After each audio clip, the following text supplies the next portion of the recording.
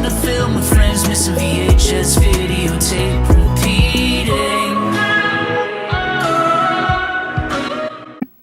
Welcome back, crew and fam, creps and peps. Today we're looking at Mallrats.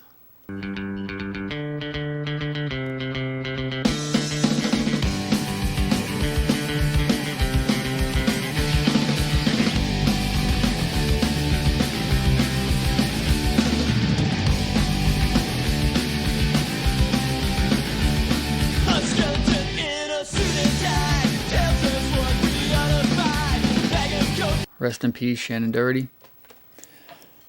They're not there to shop. They're not there to work. They're just there. 1995, View Askew, along with Alphaville, released by MCA Universal. Written and directed by Kevin Smith, of course. You got one of the London brothers, always forget which one. You got Jason Lee in, I think his first, maybe second movie. Goes Kevin Smith and Jason Mewes.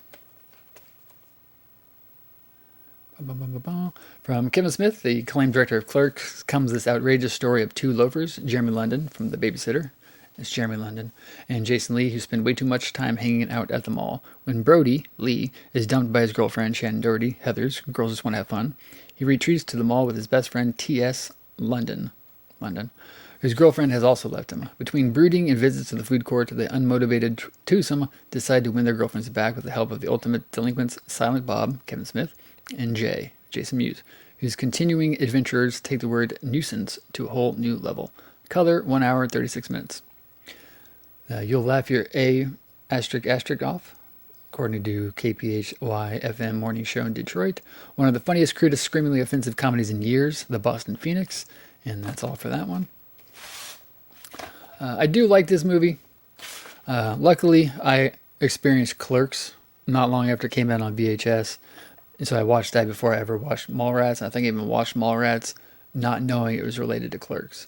And then I kind of pieced it all together and saw, the whole Askew universe thing that Kevin Smith is building.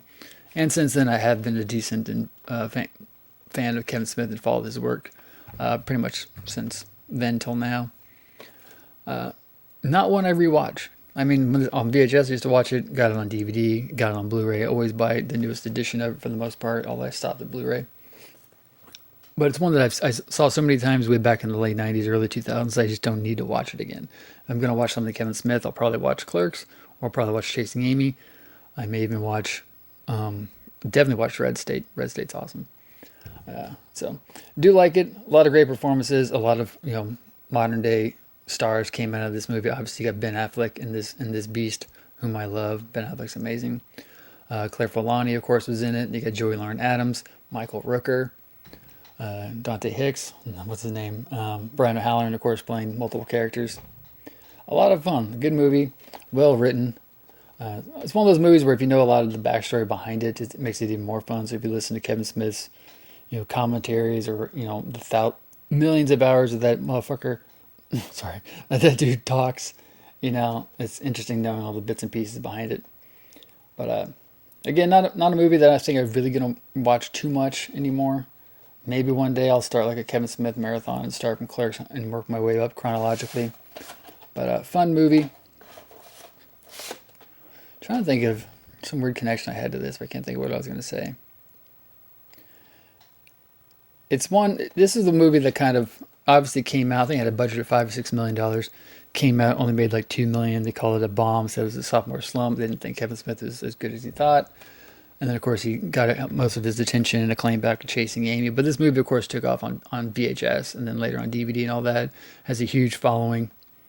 I think the crowd for it wasn't quite there yet, or the crowd didn't know what it was yet.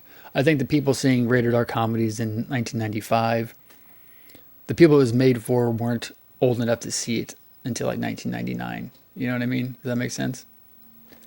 So people are going to see movies like Singles and what was the other one? Oh, the one. The Ben Stiller one. Whatever that's called. But I just don't think that the audience for this was quite there yet. And now, like I said, there's a huge following for it. People like this movie a lot. They were supposed to be doing either a Mallrats 2 or some sort of like a movie or a streaming series. But I think that's not going to happen anymore because most likely with Shannon Doherty passing, it may not work. But who knows? Anyway, let me know you guys' stories behind this movie. I think Scott Mosier, the producer, and he's for many years, him and Kevin Smith are producing partners on all these movies, and I think he's highly underrated. I don't think Scott Mosier gets enough credit for all these movies and the work he's done since then. But Scott Mosier, I really dig. As always, let me know your thoughts. Check out the trailers. Check out the whatever else. Let me know which movie of Kevin Smith you saw first. Was it Mallrats, like most people? Tell me how amazing Chasing Amy is.